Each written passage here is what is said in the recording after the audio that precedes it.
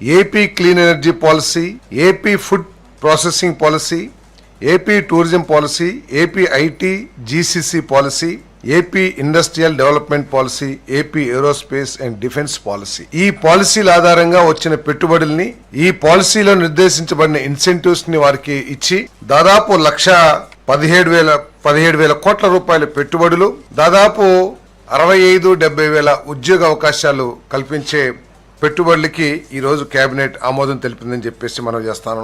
దానిలో యాక్మే ఊర్జా 1 లిమిటెడ్ అనంతపూర్ జిల్లాలో సోలార్ విద్యుత్ ప్రాజెక్టు 2,000 కోట్ల పెట్టుబడితో 400 మెగావాట్ల AC/580 megawatt DC power plant ని స్థాపించడానికి ఏదైతే ప్రతిపాదన చేసిందో ఎనర్జీ డిపార్ట్మెంట్ దాన్ని ఆమోదించడం జరిగిందని చెప్పేసి మనం చేస్తున్నాను.